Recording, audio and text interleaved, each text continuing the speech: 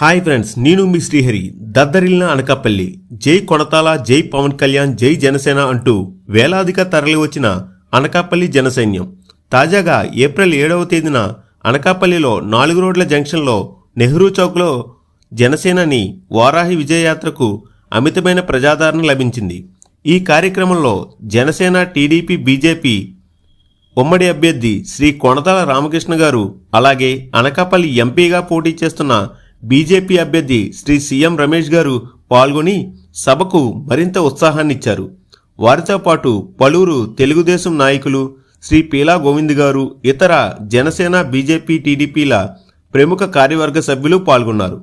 ఈ సభలో జనసేనాని పవన్ కళ్యాణ్ గారు మాట్లాడుతూ అనకాపల్లి అభివృద్ధికి సాయశక్తిలా పాటుపడతామని, బెల్లం మార్కెట్ను అంతర్జాతీయ మార్కెట్గా ఎదగడానికి, అలాగే అనకాపల్లి నూకాలమ్మ పండుగను రాష్ట్ర పండుగగా ప్రకటిస్తామని, అమ్మవారికి సాంప్రదాయబద్ధంగా పట్టు వస్త్రాలు సమర్పించి జాతరను వైభవంగా చేస్తామని మాట ఇచ్చారు. అంతేకాదు, ఆయన పిఠాపురంలో గెలిచిన వెంటనే ప్రమాణ స్వీకారం చేసే రోజు అమ్మవారి ఆశీస్సుల కోసం అనకాపల్లి వస్తానని మాట ఇచ్చారు. అనకాపల్లి అభివృద్ధి కావాలంటే ఎంతో రాజకీయ అనుభవం ఉన్న శ్రీ కొణతాల రామకృష్ణ గారిని మన గాజు గ్లాసు గుర్తుపై ఓటు వేసి అఖండ మెజారిటీతో అసెంబ్లీకి పంపించాలని ప్రజలకు తెలియజేశారు. అక్కడ ఉన్న జనాలను చూస్తుంటే నాకు ఉస్తాద్ భగత్ సింగ్ టీజర్లో ఉన్న డైలాగ్ గుర్తొచ్చి దాన్ని నా వర్షన్లో సిచ్యువేషన్కి తగ్గట్టుగా మోడిఫై చేసి అక్కడ ఉన్న జన సైన్యానికి కనిపించేలా ప్లకార్డ్ చూపించాను. అది ఏంటో కాదు, గ్లాస్ అంటే సైజు కాదు, సైన్యం. ఇప్పుడు కనిపిస్తున్న అనకాపల్లి సైన్యం.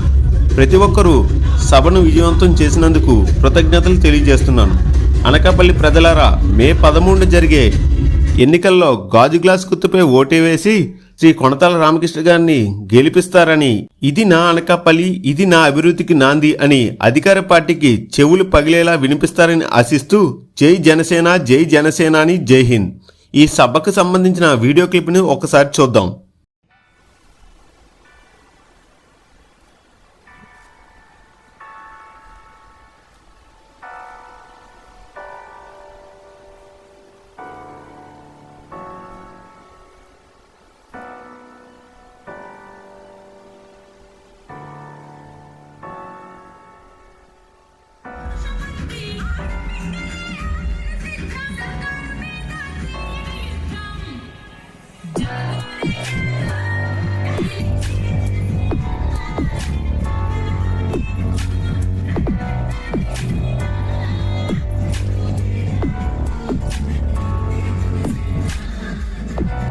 మన అనకాపల్లి బెల్లాన్ని తిరిగి స్వామివారికి ప్రసాదానికి ఇచ్చేలా చర్యలు తీసుకుంటాం.